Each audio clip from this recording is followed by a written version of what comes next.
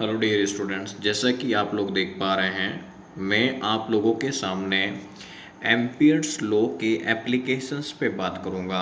जो हमारे अनुप्रयोग रहेंगे उसमें फर्स्ट अनुप्रयोग है अनंत लंबाई के सीधे धारावाहिक चालक तार के कारण चुंबकीय क्षेत्र।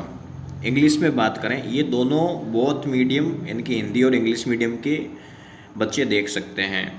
Magnetic field due to straight current carrying conductor, बहुत ही इजी वे से हम इसको करेंगे। तो कैसे करेंगे dear student, you can see here. First हम इसके अंदर एक्स वाई एक धारावाहिक चालक तार लेंगे, ठीक है ना। यहाँ पे एक कंडक्टर लेंगे, यहाँ पे एक्स वाई इस प्रकार, जिसको हम क्या नाम देंगे, एक्स, और इसको क्या नाम देंगे, वाई।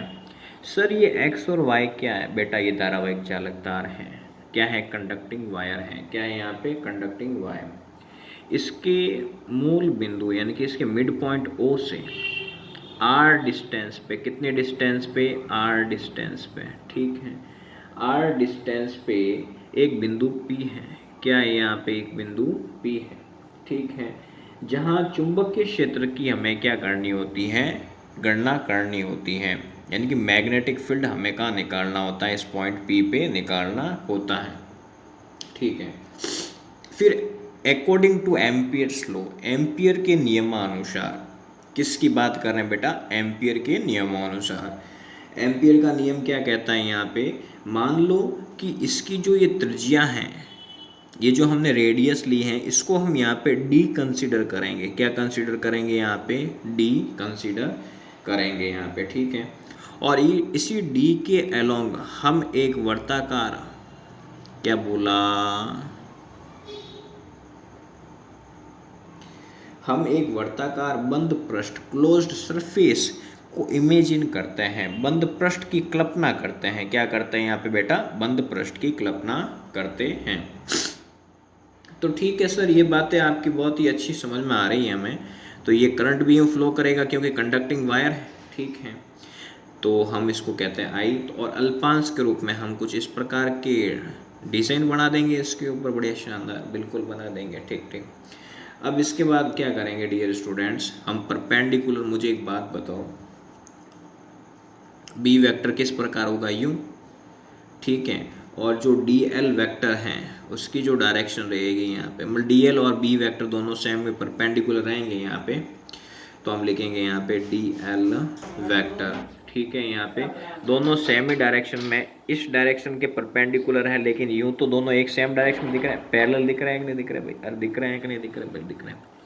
तो हम लिखेंगे बी वेक्टर पैरेलल होगा किसके, यहाँ पे डी एल वेक्टर के। तो ऐसी कंडीशन में एंगल कितना होता है भाई, 0 डिग्री, कितना होता है, 0 डिग्री। मजाक नहीं करना है, क्या नहीं करना है, मजाक नहीं करना है। जैसा कि दोस्तों आप लोग देख पा रहे हैं इसके अंदर यहाँ पे, तो मैंने ये एक स्ट्रक्चर बना दिया है यहाँ पे। तो अब हम बात करेंगे एम्पियर्स लॉ के अकॉर्डिंग, हम बात करें एम्पियर के नियमानुसार, किसकी बात करें, एम्पियर के नियमानुसार। यदि एम्पियर के नियमानुसार यदि हम बात करें तो इसके अंदर हम लगाएंगे क्या, B vector dot D L vector mu naught sigma I. तो ये मेरी मोटी मोटी बात समझ में आ रही है कि नहीं आ रही, बिल्कुल बिल्कुल आ रही है सर। फिर हम बात करेंगे therefore sigma I is equal to होता है यहाँ पे किस पे, आई पे होता है, बी वेक्टर पैरेलल है डी एल वेक्टर के। तो इसका मोटा मतलब क्या है, जो थीटा है वो कितना है यहाँ पे, 0 डिग्री है, कितना है यहाँ पे, 0 डिग्री है, ठीक है। तो हम बंद पृष्ठ के अकॉर्डिंग देखें तो वेक्टर फॉर्म को हटाएं, क्या हटाएं, वेक्टर फॉर्म को। तो यहाँ पे क्या आएगा, B d l cos theta, और कॉस थीटा कितना है, 0 डिग्री है।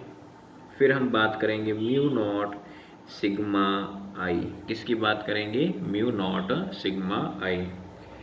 अब इसके बाद में डियर स्टूडेंट्स सिग्मा आई को हमने आई बोला है, किस, क्या बोला है यहाँ पे, आई, और ये बी बार आ जाएगा, डी एल यूँ हो जाएगा, ठीक है। तो म्यू नॉट सिग्मा आई की जगह मैं क्या लिख सकता हूँ, अरे बोलो, बिल्कुल आई लिखेंगे।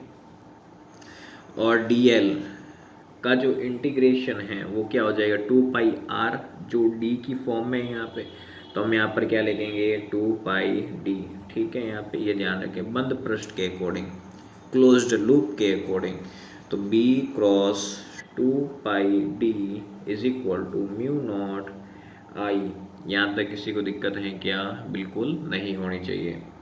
अब इसके बाद में ये मल्टीप्लाई में है, कहाँ जाएगा, डिवाइड में, तो आ गया 2πd।